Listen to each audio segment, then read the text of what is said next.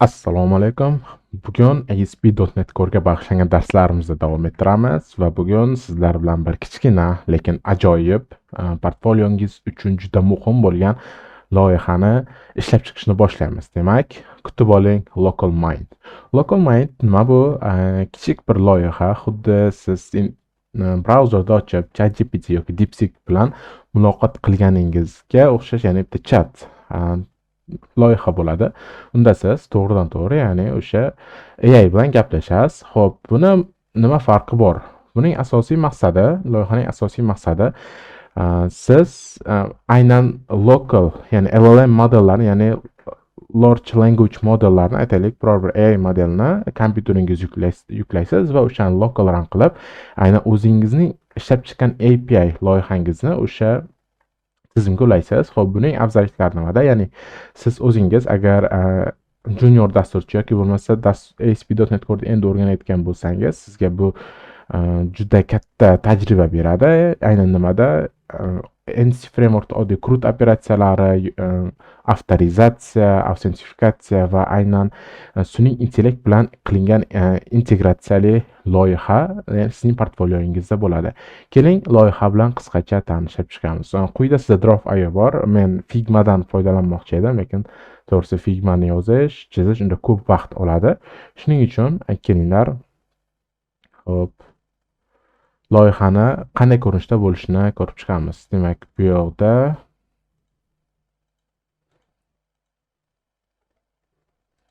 boshladik. Xo'p. Aytaylik, siz ChatGPT ga kirganingizda sizda quyidagi oyna bo'ladi. Keyinlar bu oynani shunchaki avtorizatsiya deymiz. Xo'p, savol tug'ilishi mumkin, ushbu loyihaning UI qismi ham qilinadimi?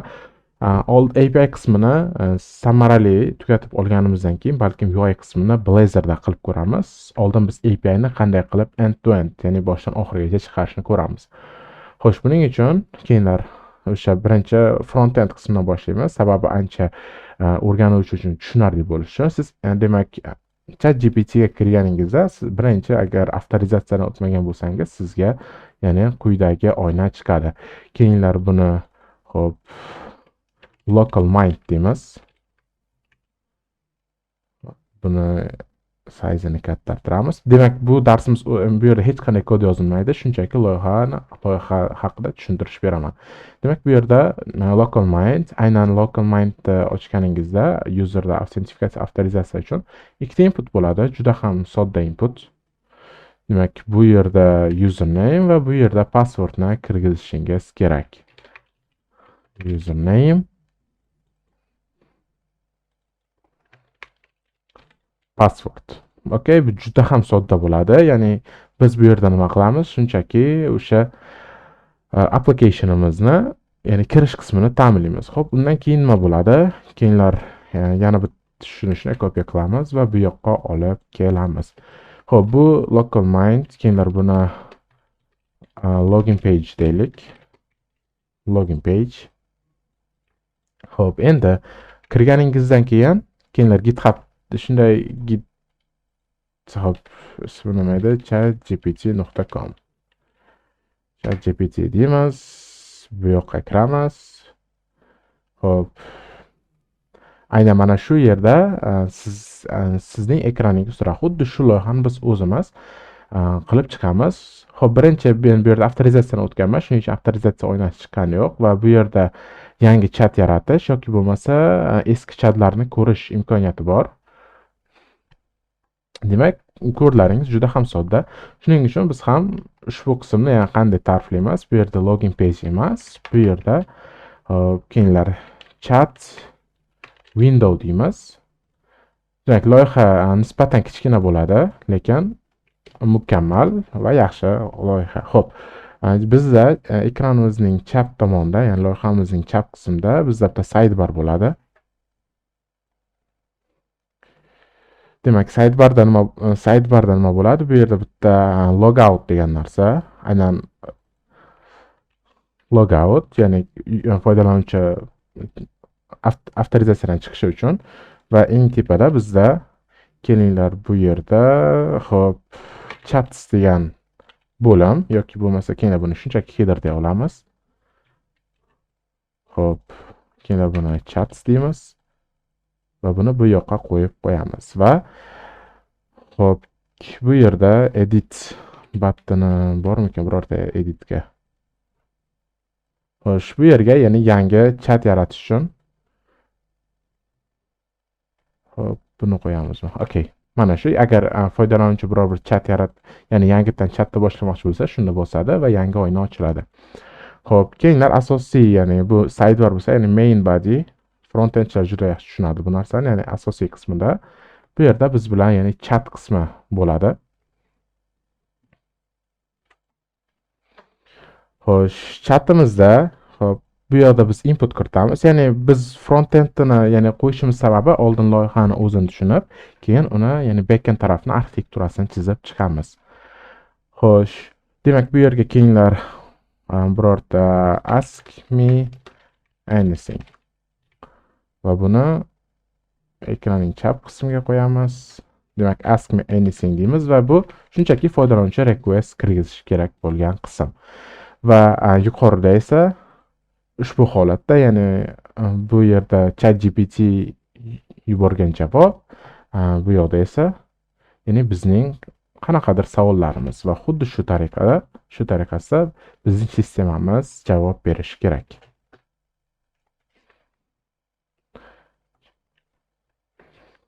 Xo'sh, ana endi demak sizga hozir ancha tushunarli bo'ldi loyiha degan umiddaman. Ana endi chatsda nima turadi? Ya'ni foydalanuvchi faqatgina bitta chatda emas, balki bir nechta chati bo'lishi mumkin. Shuning uchun bu yerga chatning tarixini chiqarib qo'yamiz.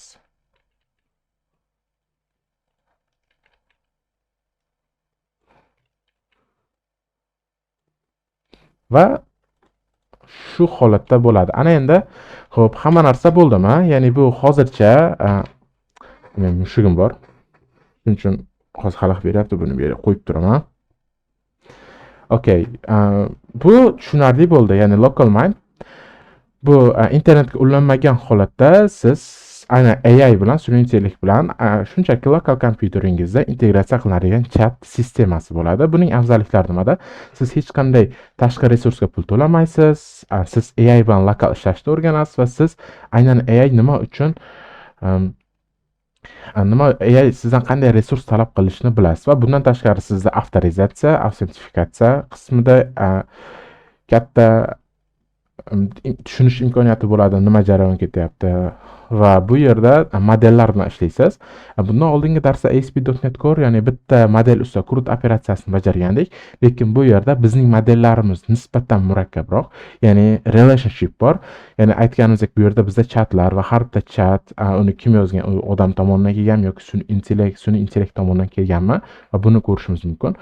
Va bundan tashqari ya'ni local mindda bizda login page bor. Ana endi bizda register page kerak bo'ladi. Xo'p, demak register page bu qanday bo'ladi? Keyinlar buning uchun yana ham sodda tarzda admin panel ham chiqarishimiz kerak bo'lar ekan. Admin panel nima uchun? Aynan foydalanuvchilarni, yangi foydalanuvchilar qo'shish ushbu tizimga va xo'p, aynan foydalanuvchilarni qo'shish va foydalanuvchilarning harakatini kuzatish. Ya'ni qanday bizning tizim tezroq javob beryaptimi yoki yo'qmi? Ya'ni bu qismini aynan background servislar bilan qilishimiz mumkin. Background servislar bilan qilishimiz mumkin.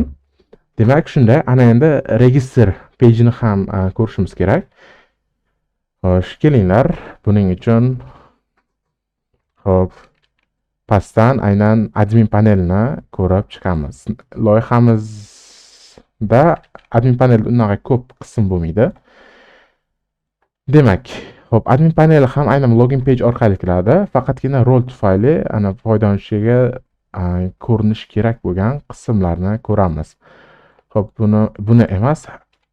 Xo'p, admin panel ham xuddi chatsda o'zidan bo'ladi, faqat qo'shimcha bitta paneli bo'ladi buni.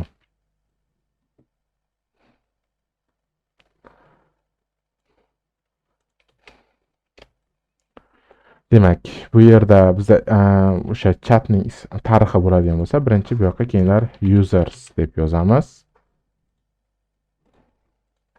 Xo'p, users va bu yerda ana endi demak, aynan chats emas. Xo'p, buni nisbatan teparoq qo'yar ekanmiz.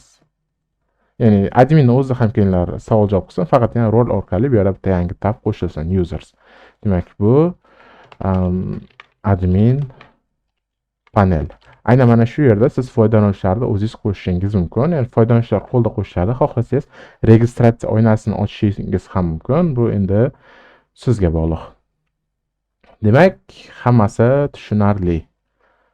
Hozircha bizning kichkina loyihamiz shu. Ana endi keyinlar loyihani backend qismiga o'tamiz. Buning uchun mana bu page-ni hop rename qilamiz. Faqat login page deymiz. Nima uchun? Login page'ni aynan mana shu yerda login uchun arxitekturani tuzamiz. Login page emas, page degan so'zni olib tashlaymiz. Rename. Ana endi bu yoqda buning nomi, keyinlar hop chat. Hop, aynan chat bo'lsin. Chat. Va bunisi esa keyinlar admin deymiz, ya'ni admin qismi. Demak, bizda 3 ta tab yaratdik bu Draw.io'da. Xo'p, buni loyihaga qo'shib qo'yaman, bemalol ko'rib, o'sha chizmasini ko'rishingiz mumkin. Keyinlar xo'sh, bu qismni, ya'ni chat qismiga o'tkazib qo'yamiz. Hop. Shu yerga qo'y. Ana endi loginga o'tib, admin qismini bu yerga qo'yamiz. Xo'sh, ana endi bizda login page. Keyinlar faqatgina mana shu qismini ko'rib o'tamiz. Demak, bizda login page'da aynan nimalar sodir bo'ladi? Demak, boshida, ya'ni birinchi darsimizda ana userni qo'shish amali, ikkinchi darsimiz esa avtorizatsiya va autentifikatsiyaga bog'liq bo'ladi.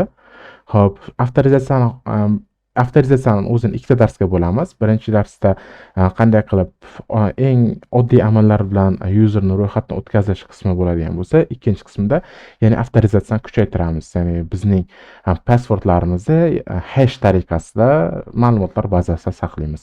Xo'p, keyinlar bizga nima kerak? Buning uchun bizga bitta model kerak. Xo'p, modelni bu yoqda mushugim xalaq kelyapti. Okay. Demak, bu yerga users, mayli, users degan model, xuddi oldingi darsdagi o'xshab. Demak, users degan model, endi usersda nima bo'ladi? Birinchi, uning uchun bitta ID ni yaratib beramiz. Demak, ID va tipi GUID. Xo'p, va bu primary key bo'lish kerak. Undan keyin user uchun bizda qo'shimcha parametr, ya'ni eng asosiysi keyinlar username qo'yamiz. Ya'ni bu username va bu username string va unique bo'lsin. Xo'p, bu yerga index qo'yamiz. Nima uchun index? Ya'ni o'zi index nima degani? Buni ko'rib o'tamiz. Index bu shunchaki aynan unique index, aynan username takrorlanishini oldini oladi. Bu yerda o'sha string unique. String bu unique index va keyin password. Boshda buni string olamiz, lekin keyinchalik esa buni shunchaki hashlaymiz. Ikkinchisi, undan keyin endi qo'shimcha ma'lumotlar. Masalan, nima bo'lishi mumkin? Bu yerda first name, keyingisi bo'lishi mumkin last name. Xo'p, yana bizga phone number kerak bo'lishi mumkin. Phone number kerak bo'lishi mumkin. Endi bu o'zingizga bog'liq. Aytgancha, eng asosiysi bizda keyin enum tarzda, ya'ni enum ma'lumotlar turi tarzda bizda rol degan narsasi bo'ladi. Aynan rollar bilan ishlashni ko'ramiz va bu enum tipida qanday rollar bor? Bizda keyinlar buni admin deymiz. Ya'ni admin roli bo'lishi mumkin. Keyin user yoki siz buni student, bu sizga bog'liq. Keyinlar shunchaki customer deymiz. Tushunarli-ya? Demak, bizda ikkita rol bor. Birinchisi admin, ikkinchisi customer, xaridor yoki keyin shuni student deb qo'yak, ya'ni studentlar uchun ajratilgan tizim. Xo'sh, demak, bizda users modeli bor. Ana endi xo'sh, ushbu modelda ya'ni bizda arxitekturasi qanday bo'ladi? Umumiy Bugun faqat arxitekturani chizib chiqamiz ushbu darsda. Xo'p, buning uchun bizga bitta database kerak bo'ladi. Database'imiz bu SQL Server, ya'ni o'sha Microsoft tomonidan ishlab chiqarilgan relational database. Keyinlar bizda o'sha database'imizda users degan table bo'ladi. Xo'p, arxitektura, qanday arxitekturadan foydalanamiz? Nisbatan sodda, clean arxitektura bor. Biz shunchaki eng oddiy arxitektura, ya'ni bitta monolit arxitekturada, ya'ni hamma fayllar bitta proyekt, projectda bo'ladigan kichkina proyekt yaratamiz. Keyinlar. Xo'p, bu users model va bunga biz repository patterndan foydalanar ekanmiz. Demak, xo'p, bu yerga users repository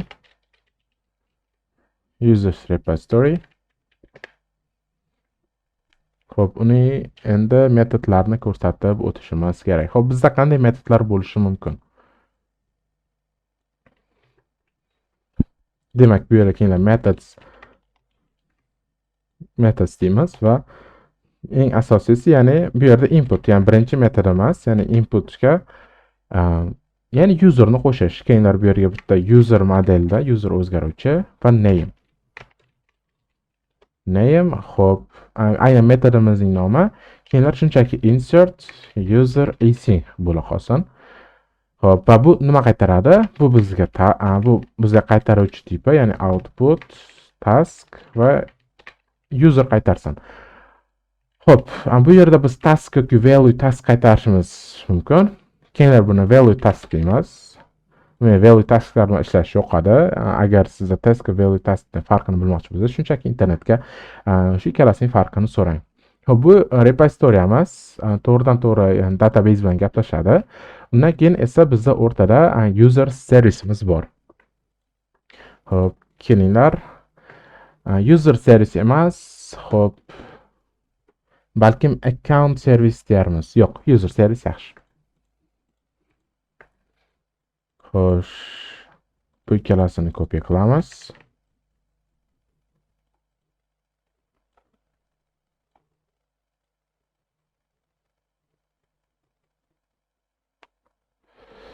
Aynan mana bu tekisligini qo'yib chiqishimiz kerak. Okay.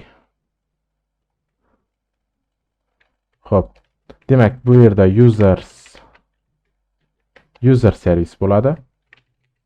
Xo'p, user servisimizda ham aynan insert async emas, add user async metodimiz bor. Bu user servisimiz user repositoryni chaqiradi va shunchaki ma'lumotlar bazasiga userni qo'shadi. Ana endi bizda bitta kontroller bo'lishi kerak.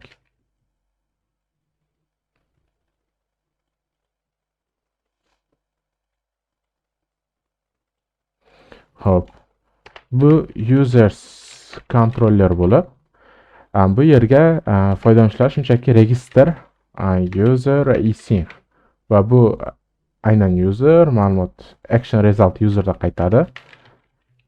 Action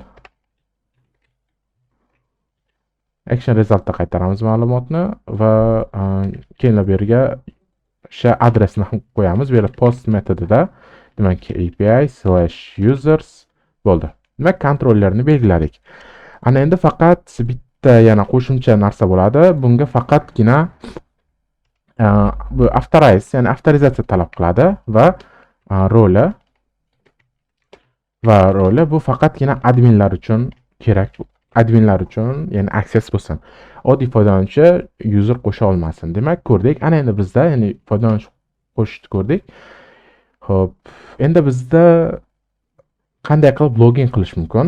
Keyinlar login qismini ham ko'rib o'tamiz. Buni shunday kopiya qilamiz. Demak, bu userni qo'shish qismi bo'lsa, bu yerda userni login qilish qismi. Xo'p. Xo'sh, endi bizda bu yerda aytamiz select. Xo'sh, keyinlar select all metodini chaqiramiz. Select all users va bu shunchaki sinxronli, asinxron emas. Va bunda hech qanday input bo'lmaydi va uning qaytaruvchi tipi Demak, iQueryable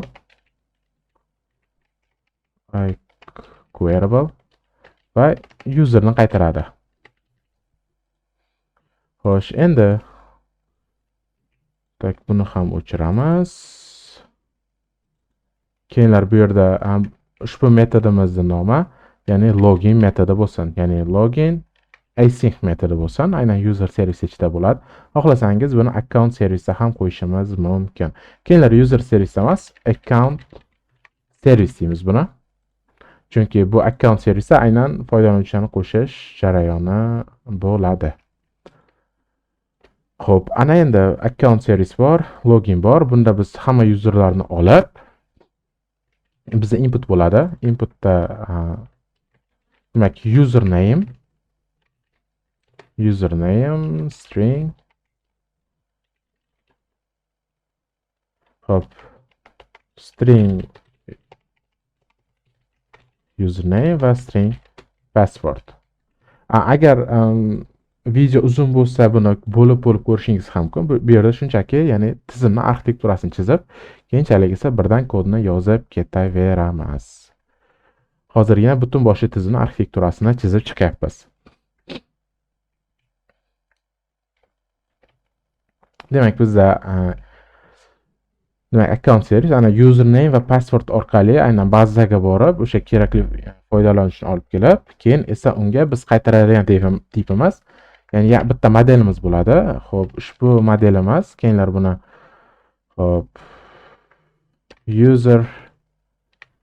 ushbu modelimizni nima deb nomlasak bo'ladi? User token deymiz. Okay. Xo'p, user token modelimiz nima bo'ladi? Buni shunday kopiya qilamiz. Xo'p. Demak, user token modelimiz okay.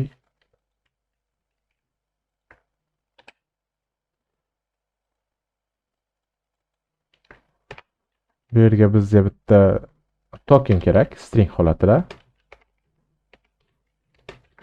Keyin bu yerda qachon tokenning, ya'ni vaqti tugashini ko'rsatib o'tishimiz kerak. Demak, expired at yoki bo'lmasa expired date qilamiz va bu date time offset, ya'ni buni qachon muddat tugashini ko'rsatib ketamiz. Okay, bu bizda user token modeli. Xohlasangiz bu yerga user ID ni ham qo'yib ketishingiz mumkin, lekin buni maslahat beraman. Keyin mayli user ID ni ham qaytaramiz. Xo'p, user ID. Yo'q, user ID shart emas, token ichida ketadi. Xo'p, ana endi bizda yana bitta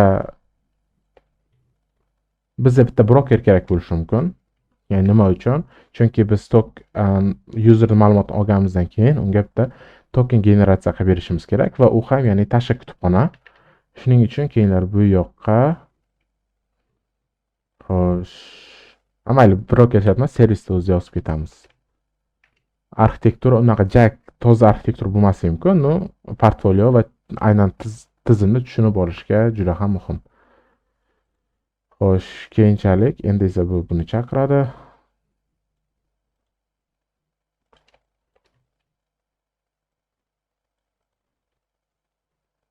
Okay. Xo'p, chiziqlar to'g'rilab chiqamiz. Bu juda ham muhim, ya'ni qancha bir xil bo'lsa chiziqlarimiz, shuncha arxitekturamiz chiroyli ko'rinadi.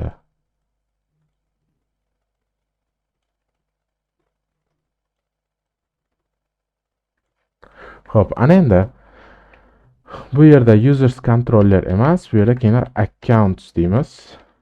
Accounts controller. Bu alohida kontroller va bu yerda bizda avtorizatsiya talab qilinmaydi. Keyinlar allow anonymous avtorizatsiya talab qilinmaydi va bu post accounts yoki post shunchaki login accounti va inputimiz bu yerda input string username va string password va qaytaruvchi tipi. Xo'sh. Demak, buning qaytaruvchi tipi nima bo'ladi? User token action result ichida.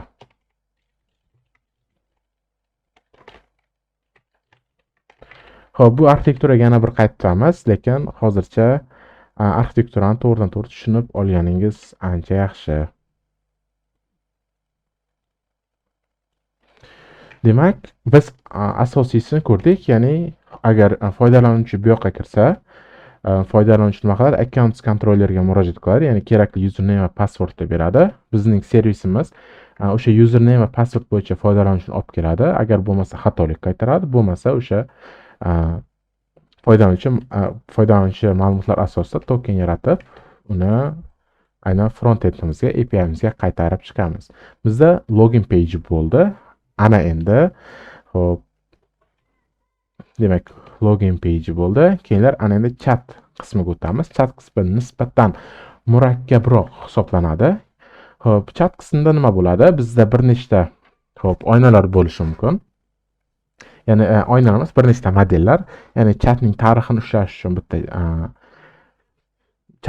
uchun bitta chat, keyin esa o'sha chatning tafsilotlari bo'lishi kerak. Ya'ni o'sha biz nimalar gaplashganimiz haqida. Keyinlar o'sha modelni ko'rib o'tamiz. Birinchisi, bizda qanday model bo'ladi?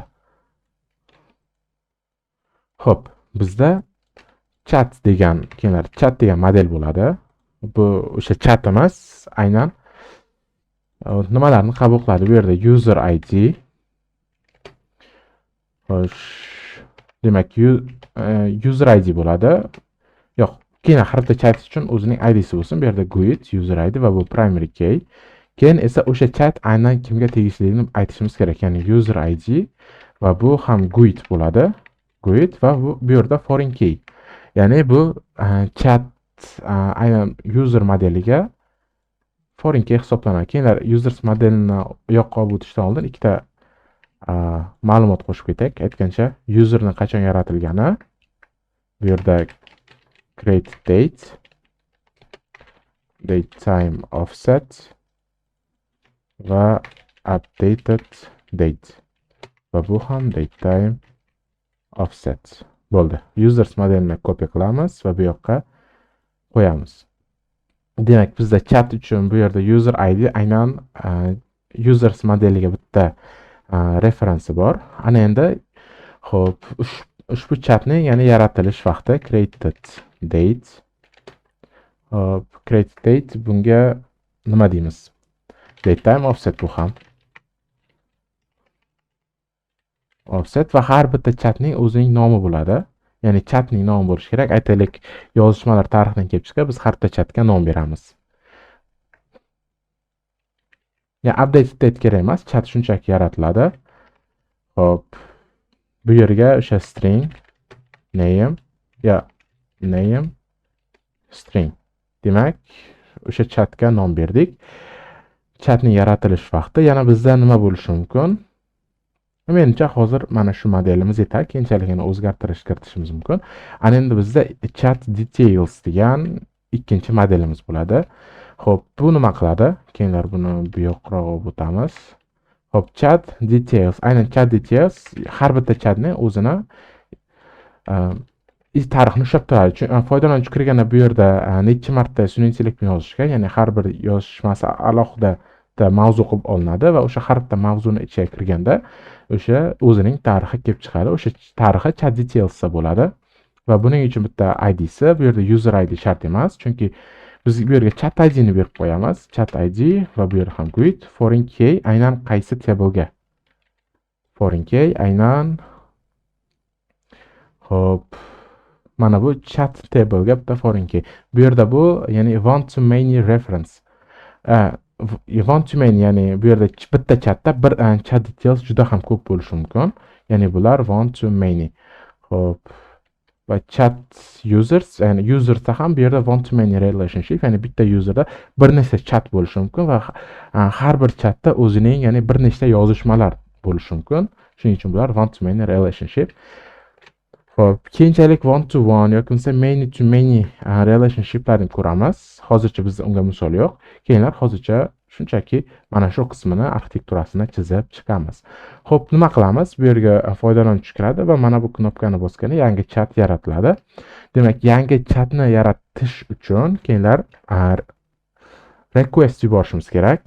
Xo'p, Chat details. Xo'p, bitta ko'rib chiqamiz. Ya'ni bizda chat ID bor, name bor. Keyin joyni almashtirib qo'yamiz. Referenslar pastga tushirib qo'yamiz. Xo'p.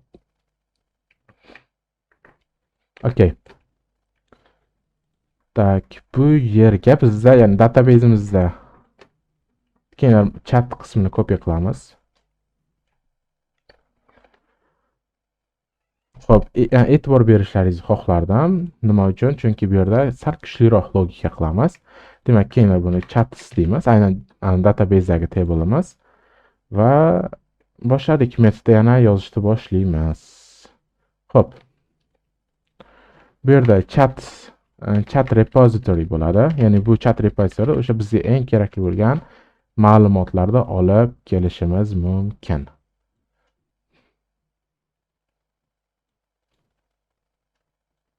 Xo'p, bu yoqqa qo'yamiz.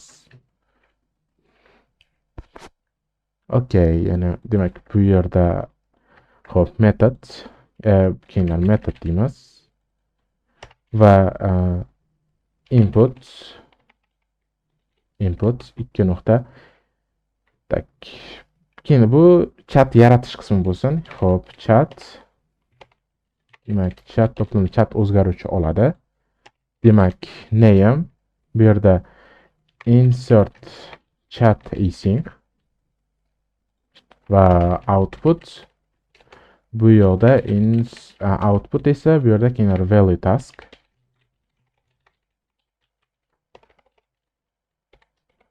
Xo'p, value task demak bu ham chat qaytarsin. Ana endi bizga yana boshqa metodlar kerakmi? Ha, albatta. Nimaga? Sababi user asosiy oynaga o'tganda uning chat tarixi chiqishi kerak. Chap tarafda har bitta chatning mavzulari chiqishi kerak. Keyin bu yerda ikkinchi metodni yaratamiz. Ya'ni bu hech qanday kiruvchi parametr bo'lmaydi. Bu select all chats. Va buning qaytaruvchi tipi shunchaki iQueryable tarzda, ya'ni to'plam qaytaramiz. iQueryable chat. Okay. Xo'p, demak chatni hammasini olish va chatni yaratish qismini ko'rdik. Ana endi buni shunday copy qilamiz va bu yoqqa qo'yib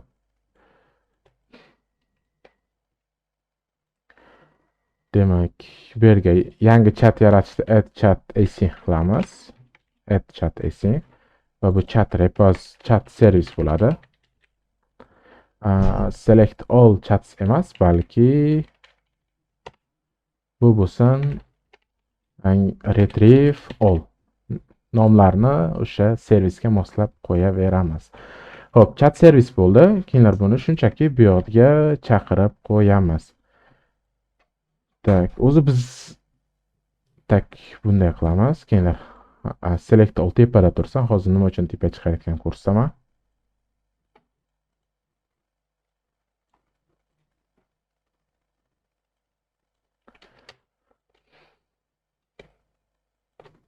Tak, bizda bitta chat controller.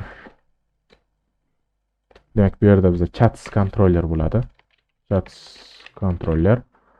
Va bu chats controllerimiz chat servis chaqiradi. Bu esa buni chaqiradi. Xo'p, metodimiz birinchisi. Xo'p, bizda hech qanday input parametr bo'lmaydi. Va bu yoqda nimani qaytaram? Bu yoqda authorize bo'lsin, chunki faqatgina avtorizatsiya qilgan foydalanuvchilar aynan ushbu imkoniyatdan foydalana olsin. Va yana bitta ma'lumot qo'shamiz. Bu post emas, balki get metodi oldida demak API/user id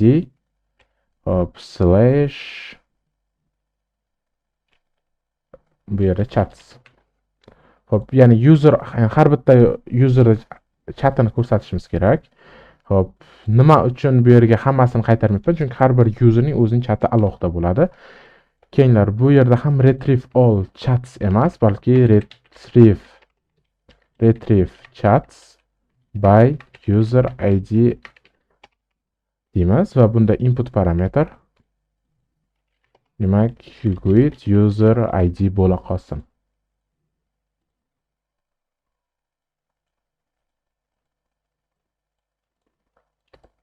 Demak, bu yerga ham kontrollerimizga ham input kerak. Hop, keyinlar buni shunchaki input GUID user ID. Okay? Demak, yani chiziqlarni to'g'rilab chiqamiz. Bo'ldi. Ana endi keyingisi, ya'ni chat yaratdik, ya'ni chatni olib keldik. Ana endi qanday qilib chat yaratamiz?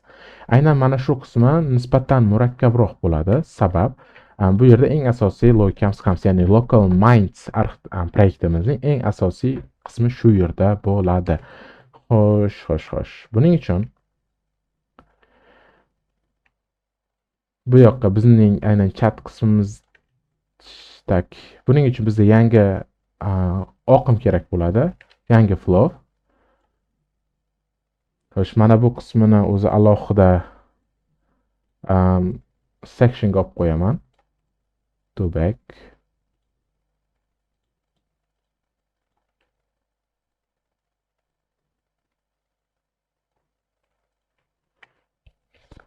Okay. Xo'p, buni shunchaki keyinlar nomini shunchaki get all chats by user ID deymiz. Okay. Endi keyingi qismi mana bu yerda, ya'ni aynan bu yerda chat details degan table'imiz bo'ladi bazada. Chat details. Xo'p, bizda chat details repository bo'ladi. Chat detail repository. Xo'sh, endi keyin bizda aynan chat detail repositoryda keyin buni shunday kopiya qilamiz.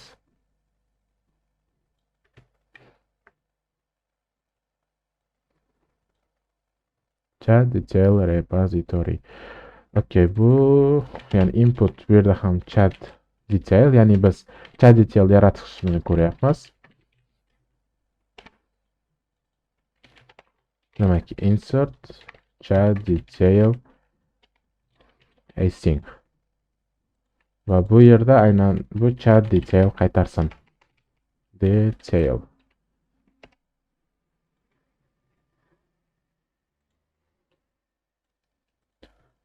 Xo'sh, endi buni yana bu yoqqa kopiya qilamiz, bu yoqqa qo'yamiz. Ya'ni bir xil logika. Shunchaki bu insert emas, ana endi add chat details bo'lsin. Va bu mana bu holatda keyinlar hop chat controller emas, chat details controller. Hop, endi chat details controllerimiz, ya'ni API'miz avtorizatsiya talab qilishi kerak. Ya'ni hamma foydalanuvchi ham yarata olmasligi kerak. Authorize. Endi inputimiz, ya'ni chat detail, to'g'ri. Xo'sh. Demak, chat detail yaratildi. Endi bu add chat emas, ya'ni post chat details async. Hop, buning ya'ni URL'i keyinlar bu post metodida, ya'ni API/chats mana shunday va bu ushbu metodni chaqiradi. Okay. Hop, endi savol. Endi mana shu yerda bir qiziq arxitektura ketadi. Bu yerda chatga kirganimizdan keyin ya'ni biz nimadir yozamiz va bu nima qiladi? Bizning source'imiz bo'ladi, ya'ni bizning savolimiz bo'lishi kerak va bu yerda AI ning javobi bo'lishi kerak. Chat detailsga qarasak, bizda shunchaki chat ID va create date. Keyinlar bunda xo'sh, bunda nima deymiz? Aynan chat details biz savol yuboramiz va o'sha savolga javob olishimiz kerak. Okay, xo'p, bu yerda demak source deymiz, ya'ni aynan source kim tomonidan ketayotgani. Xo'sh, yo'q, source emas. Bunday qilamiz. Xo'p, role deymiz. Aynan buni kim qilyapti? Rol bizda bo'lishi mumkin. Xo'sh, robot. Keyin buni robot deymiz. Bu AI yoki local mind dek. Local mind, ya'ni local AI va ikkinchisi person, ya'ni odam yozyapti va keyinlar bu yerda text, Ctrl+C va bu yerda text bo'lsin, ya'ni aynan string va order bo'lsin. Nimaga? Orderni ham tushuntiraman. Xo'p, order bu esa integerda, ya'ni unique bo'lsin. Xo'p, chat demak, o'sha chat uchun unique bo'lishi kerak. Bu nima degani? Xo'p, agar biz bu yoqqa o'tadigan bo'lsak, ya'ni aytaylik, men qanaqadir savol yuborganman tepada. Men tepada qandaydir savol yuborganman, u birinchi savolim. Keyin buni ikkinchisini esa, ya'ni robot javob bergan. Uchinchisida men savol berganman, to'rtinchisini robot, ya'ni local mind javob bergan. Aynan biz o'sha responsni, ya'ni hamma chat detail olayotganda mana shu holatda ekranga chiqarishimiz uchun bizga order kerak, ya'ni ketma-ketligi juda muhim. Va bu yerda hozir biz chat yaratishni ko'ryapmiz. Keyinlar biz aytaylik, mana bu new bosganda yangi chat yozishimiz kerak va bu yerga bitta savol qo'yib enterni bosgan paytimiz nima ketadi? Biz bu yoqqa chat ID ni aynan frontenddan olamiz. Bu yerda chat ID keladi. Agar xo'p, nima qilamiz? Bu yerda bizning kontrollerimizga request keladi va chat servisiga kelganda agar mana shu chat detail ichidagi, keyin buni copy qilamiz. Xo'p, chat detail ichidagi mana bu chat ID bo'yicha birorta chat bo'lsa, o'sha chatni olib keladi. Agar bo'lmasa, yangi chat yaratadi. Xo'p, buning uchun bizga ya'ni bitta metod kerak bo'ladi, ya'ni yangi boshqa repository kerak bo'ladi. Keyin buni shunday copy qilamiz. Ya'ni chat repositoryni ishlatamiz. Tepada yaratilgan chat repository faqat boshqa ma'lumotlari. Xo'p, keyinlar bu yerda chat degan tabledan chat repository. Xo'p, bu tushuntirish juda ko'p vaqt olishi mumkin, chunki men arxitekturani tushuntirib ketyapman. Iloji boricha shu harakat qilinglar, tushunmasalaringiz, ya'ni bo'lib ko'ringlar, tushunmasalaringiz men keyingi darsda har bir qismni ishlab chiqish jarayonida men sizlarga bu oqimda tushuntirib o'tib ketaman. Hozircha shunchaki arxitekturani tushuntiryapman. Ya'ni umumiy qanday holatda bo'ladi arxitektura. Demak, chat repositoryda aynan select all chat qilamiz va bu yerda keyinlar select all chats degan metod chaqiramiz va bu bizga nimani qaytaradi? Bu bizga iQuery qaytarar ekan. Va bu yerda bizning servisimiz iQuery qaytaradi va mana bu chat servis ichida biz o'sha chat repositoryni olib kelib aytamiz, shu chat ID bo'yicha oldin qanaqadir tarix bormi? Agar bor bo'lsa yaxshi, agar bo'lmasa yangi chat yaratishimiz kerak. Va yangi chat yaratish uchun biz o'sha chat repository ichidagi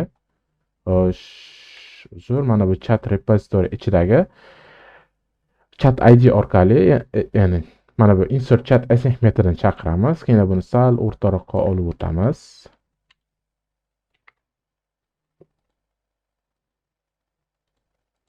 Va chat servisimiz to'g'ridan-to'g'ri chat repository bilan gaplashadi.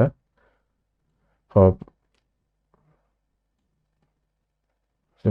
Demak, chat detail async. Mana bu yerda birinchi hamma chatni olib keladi. Agar o'sha chat bo'yicha birorta chat bo'lsa yaxshi. Agar o'sha chat bo'lmasa, biz nima qilamiz? Shunchaki yangi chat yaratamiz. Ana undan keyin nima qilamiz? Borib, xo'p, keyin birinchi bunday navbati bo'yicha, ketma-ketlik bo'yicha buni bu yoqqa qo'yib turamiz. Bu qism tepada bo'lishi kerak ekan. Nimaga? Chunki birinchi biz chat repositoryni chaqirar ekanmiz.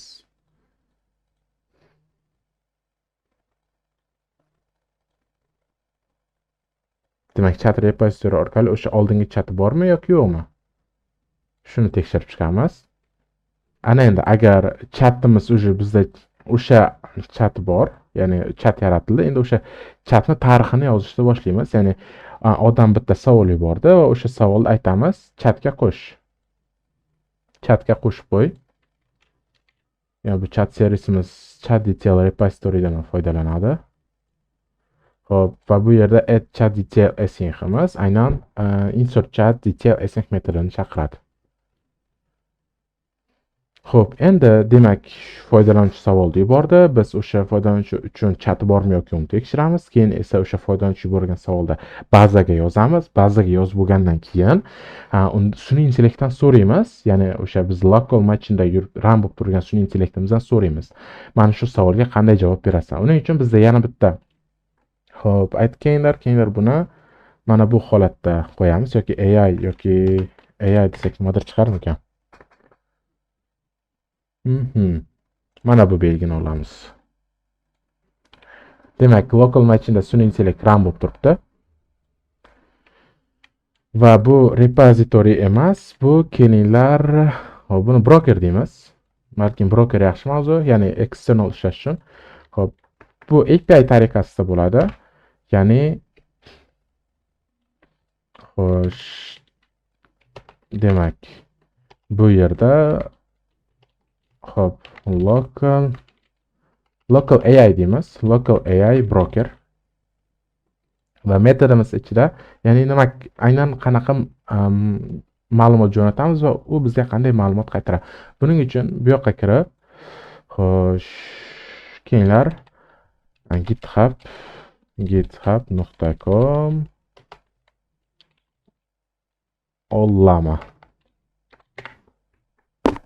Xo'sh, mana shu yerda biz o'zimizga kerak bo'lgan long language modullar topishimiz mumkin. Va eng pastiga o'tsak, bizda ozgina documentation bor. O'sha documentationni biz topa olamiz. Aynan qanday modelda yuborishimiz yoki qanday modelda olishimiz. Xo'p, shu yerda bo'lishi kerak.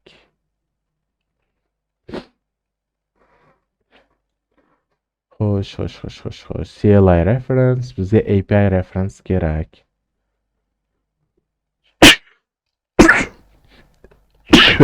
Alhamdulillah. Ozgina allergiyam bor, e'tibor bermaysizlar, demak. Xo'sh, demak, mana bu yerda REST API bor ekan. Ya'ni biz local run qilganimizda bu yerda model bilan prompt beramiz va bizga bu chat with a model va bu bizga response qaytarar ekan. Keyin API documentationni ochamiz. Tak, demak, bizga model va promptni berishimiz kerak. Bu request mana. Demak, requestimizda model va prompt degan narsa bor ekan. Keyinlar qanday request jo'natishni bu yoqda ko'rib o'tamiz. Demak, bu yerda local AI request deymiz. Hop, bu yerga bitta model va promptni berib qo'yamiz. Demak, model string va prompt string. Buni o'chiramiz. Endi bizda response ham qaytar ekan. Keyin response ko'ramiz. Responsimiz, ya'ni model qachon yaratilgani, response va bajarildimi yo'qmi?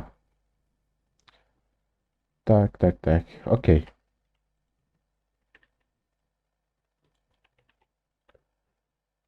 Hop, demak, bizda model bor. Created at va bu bizda date time offset ekan va keyin response string. Balkim bunaqa javob qaytmasligi mumkin. Buni darsda ko'ramiz. Hozircha sizga umuman vizualizatsiyani ko'rsatish uchun mana shu modellari bilan ko'rsatib chiqayapman. Ya'ni end to end arxitekturasi. Keyin done false. Demak, done degani bor va bu yerda bu boolean. Va bu ikkalasini ushlab va mana shu ikkalasi yetadi. Bu local AI response. Keyin local AI response. Okay. Endi bu yoqqa o'tamiz. Input. Demak, inputimiz bizda request yuboramiz. Local AI request. Aynan mana shu yerda biz qanday qilib HTTP klientlar bilan ishlashni o'rganamiz. Local AI request. Hop. Bu yerda esa keyinlar post deymiz. Post. Keyinlar xo'sh, nima deymiz bu yerda? Post local AI request async. va buning qaytaruvchi tipi, ya'ni keyin value task local AI response bo'lsin. Response.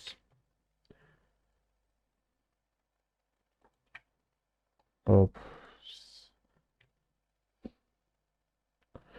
Hop, ana endi nima qilamiz?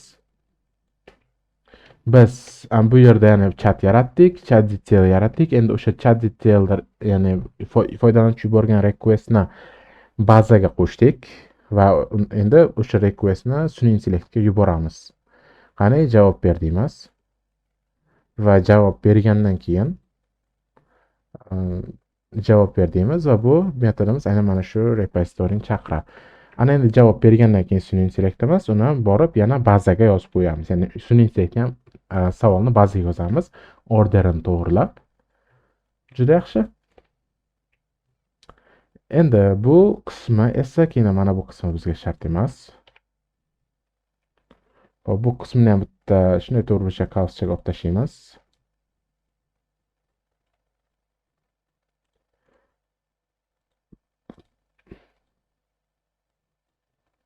Xo'p, bu yerda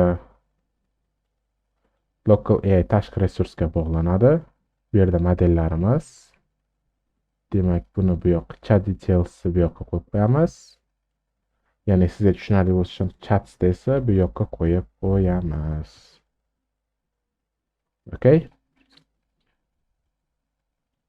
Demak, bizda o'sha modelimiz, hamma narsa bor. Yana bitta endpoint kerak bo'lar ekan. Nimaga? Ya'ni foydalanuvchi kelyapti degan qaysidir chatni tanlayapti. Chatni tanlagan payti biz o'sha ya'ni polniy tarixda, umumiy tarixda ko'rsatishimiz kerak. Birorda jargon so'zlar ketib qolyapti. Polniy deb ruschalashtiryapman. E'tibor bermaysizlar. Xo'p, bu yerda tarixni ko'rsatishimiz kerak. Buning uchun chat detailsni ham user ID, chat ID bo'yicha olib kelishimiz kerak. Bu bizga ya'ni yangi endpoint bo'ladi. Buning uchun buni shunday kopiya qilamiz. Ya'ni tezroq yozish uchun. Xo'p, buni bu yoqqa qo'yamiz. Xo'p, keyinlar oldin eskisiga nom beramiz. Bu hamma chatni olish bo'lsa, bu ya'ni keyinlar buni create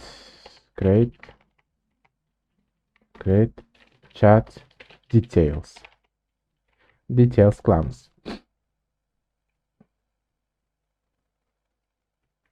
Xo'p, mana bularda hammasini bir to'g'ri chiziqqa taxlamasa, men ko'nglim joyiga tushmaydi.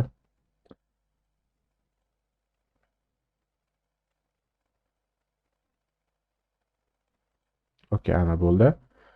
Xo'sh, ana endi bu yoqqa chat emas, balki chat detailsni olib kelishimiz kerak. Xo'p, chat details.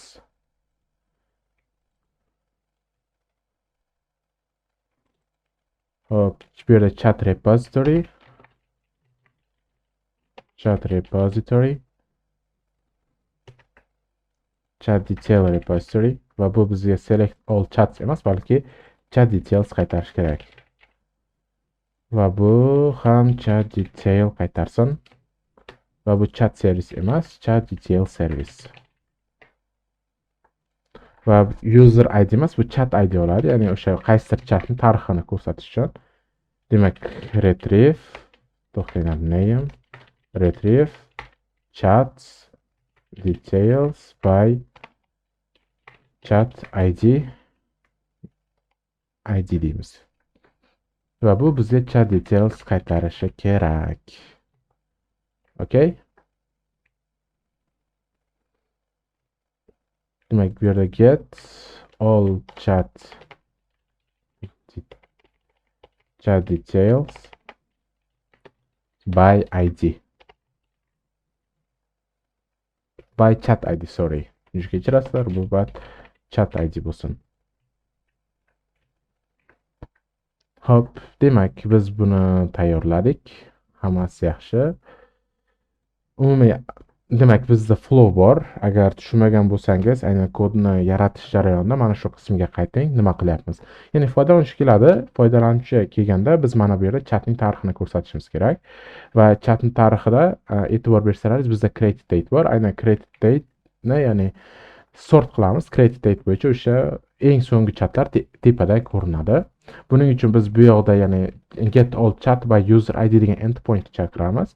Keyin aytaylik user qaysidir chatni bosdi, aytaylik ikkinchi chatni bossin va u yerda mening yozishmalar tarixim turishi kerak. Va shu yerda men mana bu eng oxiridagi endpointni chaqiraman. Aytaylik get all chat details but by chat id. Ayni chat id tepada ya'ni berib qo'yaman. O'sha chat id bo'yicha boradagi hamma chat detailni olib keladi va menda o'sha tarix bor. Ana endi men nima qilaman? Boraman, mana bu yerga yozaman. Introduce yourself, o'zingni tanishtir. Shu paytda biz nima qilamiz? Boramizdagi mana bu endpointni chaqiramiz, ya'ni create chat details endpointini. Va ushbu endpointda biz nima qilamiz? Chat servisi yaratamiz. O'sha chat servisimizda bu chat yangimi yoki eskiligini tekshiramiz. Agar bu chat yangi bo'lsa, borib yangi chat yaratamiz. Agar eski bo'lsa, hech narsa qilmaymiz. Keyinchalik boramiz, o'sha foydalanuvchining savolini bazaga solamiz. Bazaga yozganimizdan keyin boramizdan local AI o'sha brokerimizga boramizdan shu savol so'raymiz. U bizga respons qaytaradi. Uning responsini ham chat detail sifatida bu yoqqa yozib qo'yamiz. Juda sodda. Xo'p, ana endi bizda admin paneli ham deyarli bir xil, faqatgina bizda bu yerda ya'ni users bor, ya'ni userning yaratilishi. Xo'p, loginda user yaratilishini qo'yganmikanman? Demak, user yaratilishi, keyin o'sha admin qismini ham shu yerga qilib ketsam bo'lar ekan. Okay, user yaratilish, keyin userni tanlagan deymiz. Aynan user qismi tanlangan bo'lsa, biz bu yerga shunchaki bitta grid chiqarib qo'yamiz. Aynan front-end qismida. Tak, bu yerga biz keyin bu yerda grid, ya'ni table tursin. O'sha foydali userning, bir nechta userning ma'lumotlari. Xo'sh, aytaylik bu yerda id, bu yerda name va hokazo va hokazo. Keyin bu yerga id ni qo'yamiz. Bu yerga name, bu yerga create date, bu yerga update date va hokazo. Date. Ana endi tak nima qilamiz? Hamma narsa bor. Keyin bu yerga bitta plus qanaqadir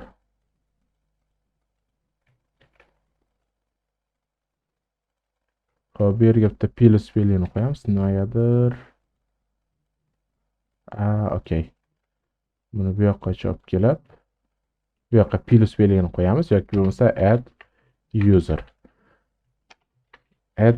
Aynan add user qilganda bu yerda admin panelda mana bu metodda shunday copy qilamiz. Ya'ni bu user yaratish jarayoni.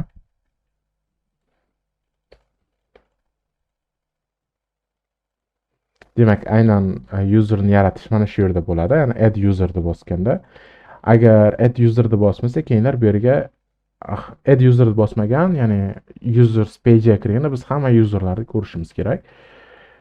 Xo'p, buning uchun bu yoqqa mana bu yerga biz hamma userlar ro'yxatini qaytarishimiz kerak. Buni shunday copy qilaman. Copy qilishim shart emas, shunchaki yangi metod yarataman.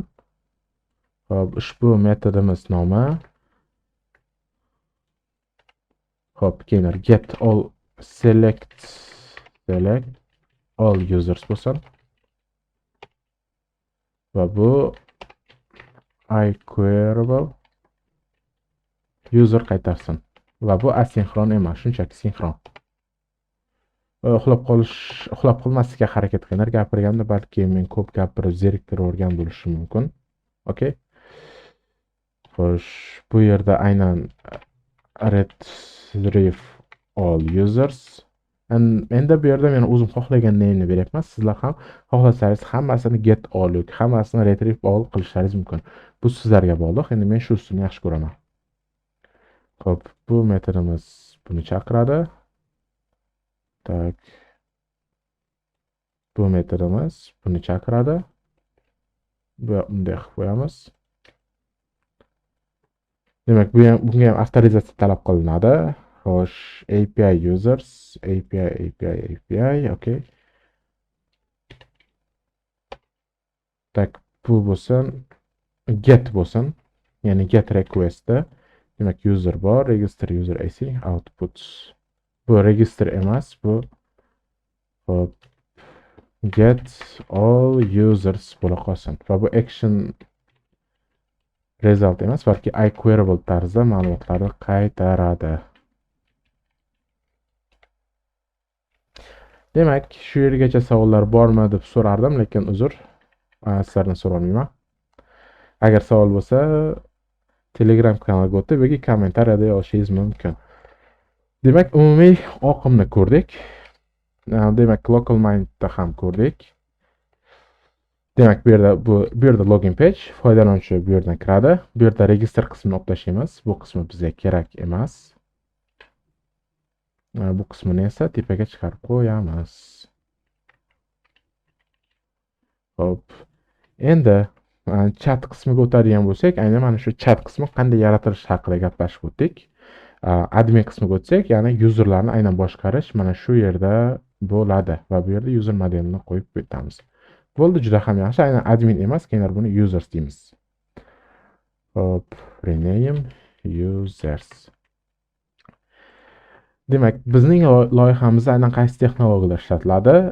Database uchun SQL Server, ORM uchun Entity Framework, AI uchun, ya'ni Ollamani ishlatamiz. Buni qanday yaratishni ko'rib o'tamiz.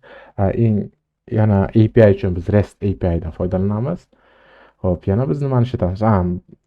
Avtorizatsiya uchun esa JVT barrierda ishlatamiz. Aynan Microsoftning o'zining texnologiyalarini foydalangan holatda. Hop, demak, kommentariyada kutaman, izoh yozinglar. Ya'ni sizga yana qaysi mavzular qiziq. Bu yerda esa endi keyingi darslarda qanday qilib buni kodini yozishda ko'rib chiqamiz. Rahmat.